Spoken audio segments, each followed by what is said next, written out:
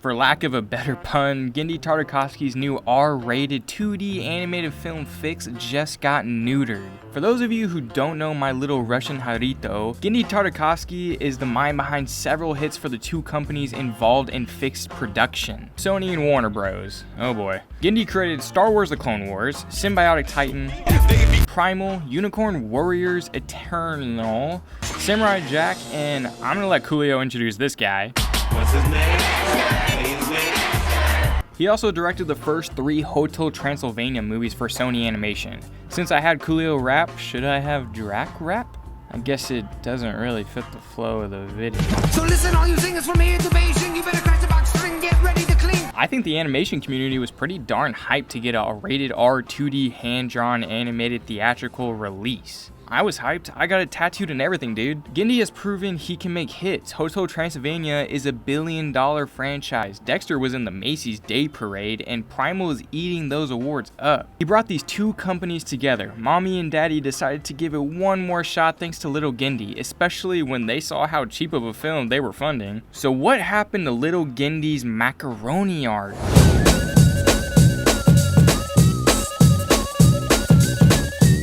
So Fix centers around a blue bloodhound named Bull who finds out he is getting a weed whacking in the pupper plusser. He gathers a group of his best friends to have one last day of ball-tastic adventures with his ball. Adam Devine would have played the lead along with voice talent of Idris Elba, Catherine Hahn, Fred Armisen, Bobby, and Beck Bennett. It would be Sony Pictures Animation's first R-rated animated film. For some reason, I thought Sony did Sausage Party. Maybe I have that wrong, I don't know. It would be distributed by WB's New Line Pictures. This may not matter to a lot of you, but outside of the 2D animation and Genndy and all that, my most ecstatic part of this movie was the music being done by Joanne Higginbottom, can't believe that's a real last name, and my dude Tyler Bates, who has done some of my favorite scores, like this one for the film Super. Genndy also seemed pretty adamant that the film wouldn't rely on pop culture references like a lot of rated R comedies rely on. I don't mind pop culture references, but when you can write character comedies, then they become the pop culture moments. Apparently this was conceived in 2009 and was titled Buds and was an animal road trip movie. Guess when you can't make a fun animal road trip movie, you create Symbionic Titan. The look of the film is something that I really admire, even if we haven't seen that much of it. Genndy wanted it to be a mix of Lady and the Tramp and Tex Avery, which is so cool to see those influences. The film wrapped up in the fall of 2023 and has been awaiting a release date from WB since. Wonder what has taken WB so long to pick a release date? What's up, Bubble Butts? Real quick, I want to promote my last few videos. I made a video reviewing Inside Out 2 and What Is Next for Pixar, a video on the new Tom and Jerry show that no one seems to be talking about. I also want to promote a creator who goes by Think McFly Think Co, who creates the coolest merchandise for everything cartoon. Just look at all this stuff. I got the regular show cassette that plays 15 minutes of the song Summertime Lovin' Lovin' in the Summertime, which I have needed. And I got this Pops pillow. I am definitely going to be getting more stuff. This is in no way a sponsor, I just wanted to promote them so other cartoon lovers can get cool stuff like I got to.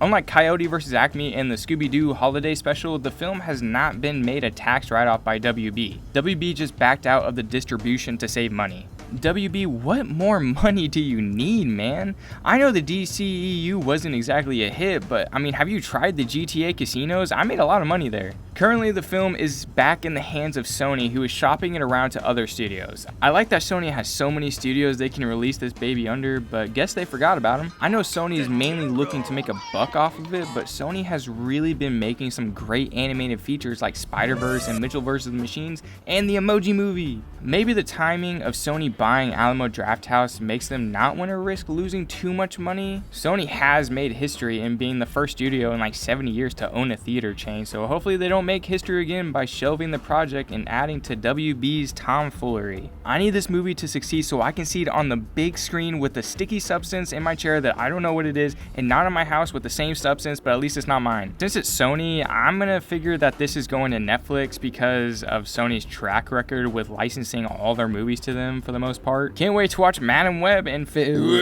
oh god. Can't wait to watch Madam Web and Fixed on the same platform. I couldn't even keep it on. If I had to choose a streaming service, I hope it goes to Amazon Prime because their slate of mature content seems to be promoted pretty well, and they also will release their films to theaters along with the streaming platforms, even if it is just for a little bit. This crew drew a whole film by hand. I would just fix myself if I didn't get to see it on the big screen. Like and subscribe, TheShoogyShoo.